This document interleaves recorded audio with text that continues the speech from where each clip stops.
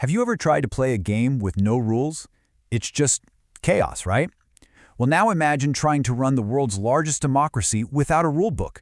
That's exactly where the Constitution of India comes in.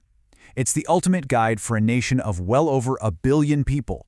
Think about it like a soccer match. You need a referee and the law of the game to stop it from becoming a total free-for-all. A nation needs a constitution for the very same reason.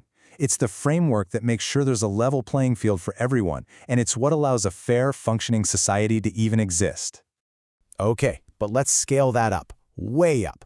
What happens when the game isn't about scoring goals, but about the lives and futures of over 1 billion people? Suddenly, the stakes are so much higher, and the rules, they have to be absolutely unshakable. And that's exactly where a constitution comes in. It's way more than just some dry legal document. It's the very foundation of the nation, the supreme law of the land. It is the one thing that stands between a functioning society and complete chaos. So, let's talk about India specifically. Why was this rulebook so critical? Well, you gotta remember, after centuries of foreign rule, India was finally independent. But freedom without a plan is just another kind of chaos. The new nation had to figure out who it was, what it stood for, and how it was going to run things on its own terms. Now, this whole idea didn't just pop up in 1947.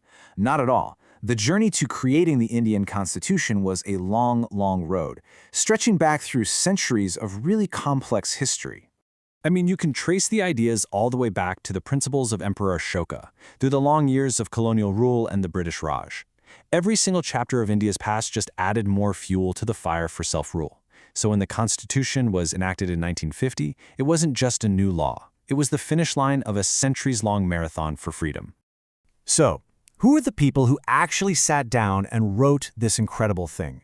Well, that monumental task was given to the Constituent Assembly, a group of some of the sharpest minds in India, who were tasked with creating a rule book for a brand new and unbelievably diverse nation.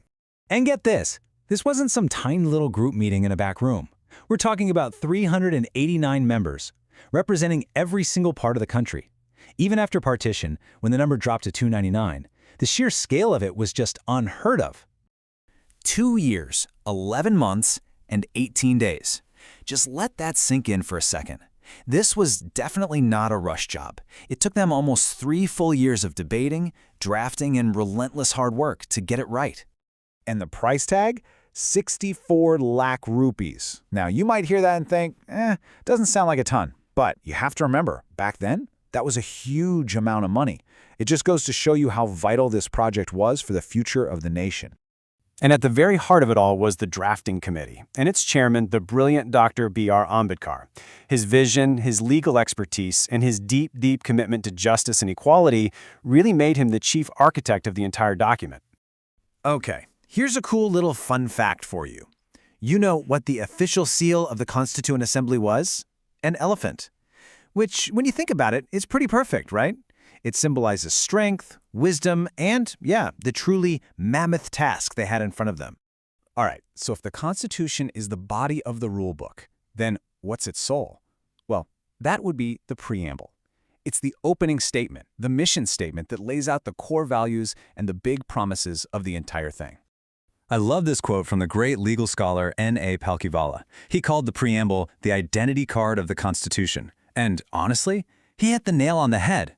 It tells you everything you need to know about what India stands for, all in just a few powerful lines. And you can see where all its authority comes from right in that very first line. We, the people of India. That's so powerful, isn't it? It's making it crystal clear that this document doesn't come from a king or some foreign power. Nope, it comes directly from the citizens of India. So what are these big promises? Well, first up is justice. And this isn't just about what happens in a courtroom. We're talking about social, economic, and political justice. It's the promise that every single person gets a fair shot at life, no matter who they are. And that idea of justice is built right on top of the next promise, liberty. This is absolutely fundamental, right? The freedom to think what you want, say what you want, believe what you want. It's the freedom to just be yourself without fear. Then, of course, we have equality.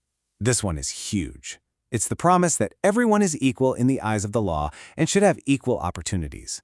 It's all about tearing down old barriers and building a nation where your background doesn't determine your future. And finally, the glue that holds it all together? Fraternity. It's that spirit of brotherhood, of community. It's the idea that, hey, we're all in this together and that our unity is what makes the nation strong. Okay, so that's the preamble, the soul of the Constitution. But what about the actual blueprint itself? Well, it has some pretty amazing features that make it stand out. Let's get into it.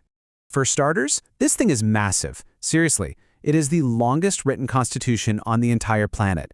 And that's not just because they like to write. It's a direct result of India's incredible diversity. They had to be super detailed to make sure every group, every state, every community was covered.